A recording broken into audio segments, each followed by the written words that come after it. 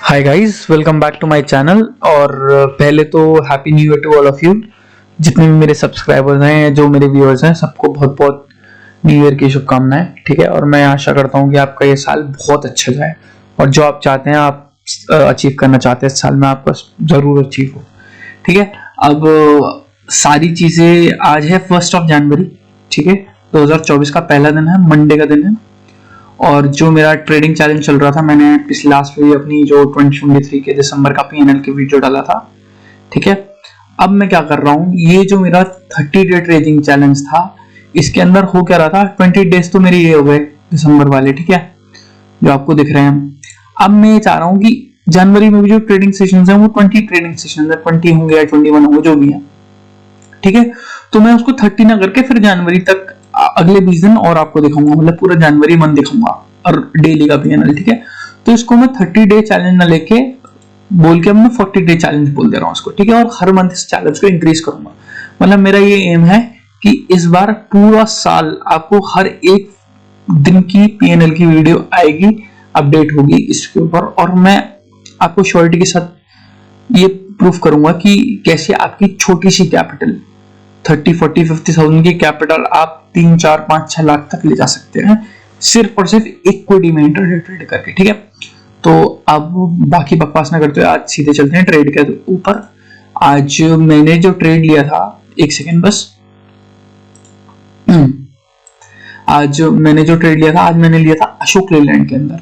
अशोक लेलैंड ये स्टॉक है, इसके अंदर मैंने अपना ट्रेड लिया था। ठीक है, अब पहले मैं आपको लेके चलता हूँ अपनी पोजीशन पे, फिर आपको मैं लॉजिक समझाऊंगा। ठीक है, ये देखिए, ये मेरा डैशबोर्ड है, आप देख सकते हैं। ये देखिए, माधव नाम। ठीक है, LZA 343 आप जानते हैं। ठीक है,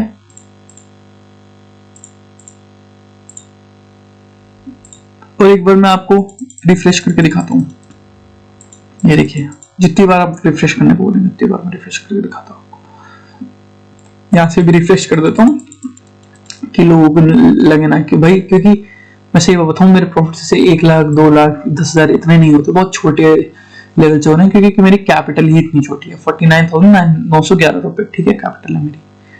अब मैं आपको सीधा आज पोजीशंस पे लेके चलता हूँ। आज जो मेरा नेट पीएनएल था वो रहा है 244। उसे मैं ब्रेक इवन या फिर जीरो की तरह इसको मैं काउंट करूंगा। आज हुआ कि बेसिकली जो स्टॉक था अशोक लेलैंड, वो मेरे टारगेट से थोड़ा बहुत मिस हुआ और वापस रिट्रेस बैक कर गया रात लास्ट में, दोपहर के टाइम में। ठीक है, इसलिए जो मेरा ट्रेलिंग एसएल था वो मेरा हिट हो गया। ठीक है, तो ट्रेलिंग एसएल हिट हुआ और मेरा ये जाके नेट निकला है। ठीक है, मैं आपको ऑर्डर्स पे लेके चलता हूँ। ये देखिए, ऑर्डर्स पे अगर मैं दिखाऊं तो आप ये देखिए मेरी बाइंग कब, कितने बजे की बाइंग, मेरी 9:48 में मैंने बाइंग कर दी थी सुबह में, और मैं पूरे दिन वेट करा इसके अंदर मोमेंटम के अंदर, और आखिर में जाके 185.44 में मेरी एंट्री हुई और मेरे को यहाँ पे एग्जिट लेनी पड़ी।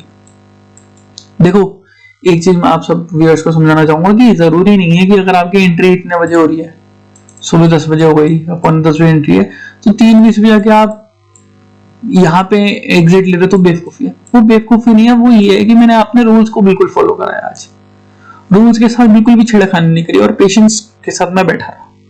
ठीक है, अब मैं आपको सीधे लॉजिक पे लेके चलता हूँ। अशोक लेलैंड पे। ठीक है, अब अशोक लेलैंड को पहले मैं डेली टाइम फ्रेम पे आपको दिखाऊं मैंने क्या सोचा हुआ था। अशोक लेलैंड देखें, 2018 से एक हाई बना था 168 का, एक बार आया नीचे चला गया, दूसरी बार आया नीचे चला गया, तीसरी बार भी नीचे चला गया। अब आपने जैसे मेरी प्रीवियस वीडियोस में देखा है, मैं कोई स्टॉक के अंदर एंट्री तभी लेता हूं जब वो स्टॉक अगर 2-3 बार उस लेवल को टेस्ट करे। जैसे ये लेवल है, इसको एक बार नहीं आया, 2 बार नहीं आया, तीसरी बार ऐसे ऐसे जाके निकाले, तो मेरी एंट्री इस ब्रेकआउट वाली कैंडल पे नहीं होती। मेरी एंट्री जब होती है जब वो ब्रेकआउट करने के बाद रिटेस्ट कर देती है कैंडल, तब होती है। इंट्राडे में भी, स्विंग में भी, दोनों में मेरा सेम कॉन्सेप्ट है।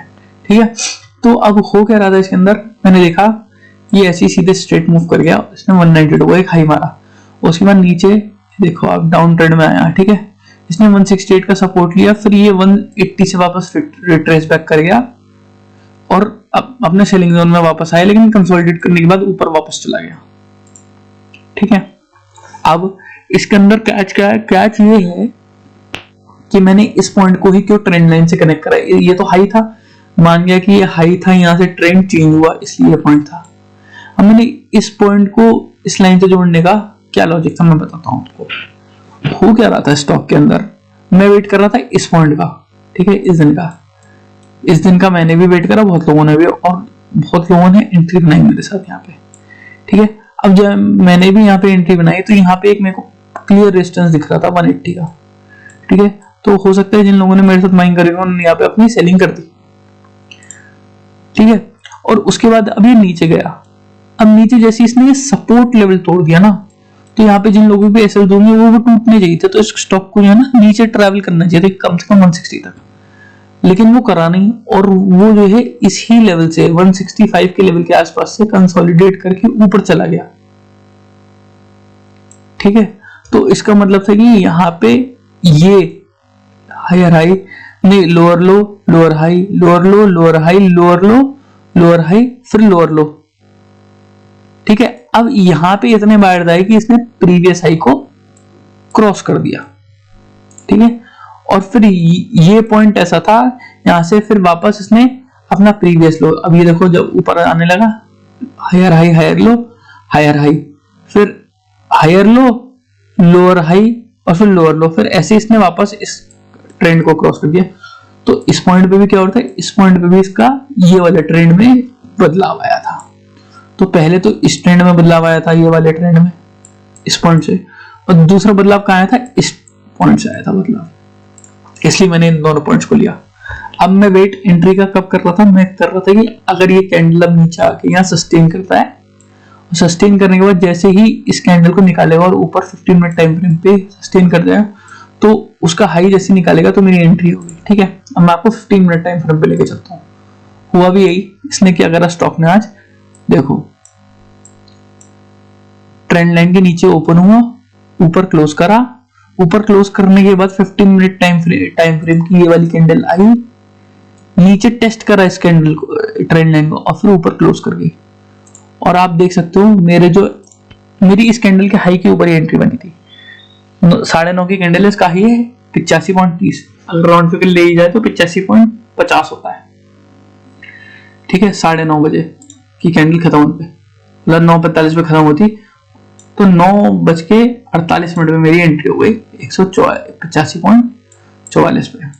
अब मेरा टारगेट क्या था मैं आपको बताता हूँ। अगर आपको इसके अंदर क्लियर टारगेट दिखे ना, तो इसके अंदर जो क्लियर टारगेट हमें देख रहा था, ये 185 का एक राउंड फिगर था जिसे कहते हैं, ठीक है। उसके बाद क्लियर टारगेट इसका 190 दिख रहा था मुझे यहाँ पे आसपास, क्योंकि एक होल फिगर थी, 190 के आसपास आके रुक सकता है, ठीक है। और अगर रुकेगा नहीं तो अपना मैं ऐसा ही ट्रेल करते रहूंगा, ट्रेल करने की बात, ठीक है। तो हुआ क्या, अनफॉर्चुनेटली इसने टारगेट तो दिया नहीं, लेकिन अब ट्रेल करने की बारी आई। तो ट्रेल मैंने कैसे करा, ये जब इसने एक हाई लगाया ना, फिर एक पुल बैक दिया, फिर वापस एक हाई लगाया था, 188 का हाई लगाया, फिर इसने एक पुल बैक दिया 186 तक, ठीक है। अब मैं चाह रहा था कि जैसे ही ये इसने एक फिर हाई लगाया, मतलब पुल बैक के बाद 188 के पास ही, ठीक है, फिर इसने जो लो मारा ना वो 186 से ऊपर का मारा, तो मैं समझ गया था कि अगर स्टॉक को जाना है ना तो ये कर क्या रहा है, ऐसे बेसिकली ऐसे जाके यूं करके ऐसे निकल सकता है। ये ट्रायंगल पैटर्न आप देखो, मैं आपको एक और बात दिखाता हूँ, ये देखो ये ट्रायंगल पैटर्न बन रहा था, दिख रहा है, ये नीचे आया फिर ये, लेकिन अनफॉर्चुनेटली ना ये यहाँ से ऊपर निकला ही नहीं। तो मुझे लग रहा था कि अगर हो सकता है कि अगर थोड़ा बहुत बाउंस बैक करना हो तो यहाँ से जाके डबल बॉटम बना के ऐसे जा सकता है, मतलब इस लेवल के नीचे से ऐसे डबल बॉटम बना दे यूं करके फिर निकाल दे, ऐसा भी हो सकता है। तो इसलिए मैंने इसका एसएल जो है 186 प्लेस कर दिया था, और हुआ क्या, एट द एंड मेरा एसएल यहाँ पे हिट हो गया, वरना मैं 188 पे भी अपनी प्रॉफिट बुकिंग कर सकता था, लेकिन रूल्स फॉलो करे इस चक्कर में मेरी एंट्री थी यहाँ की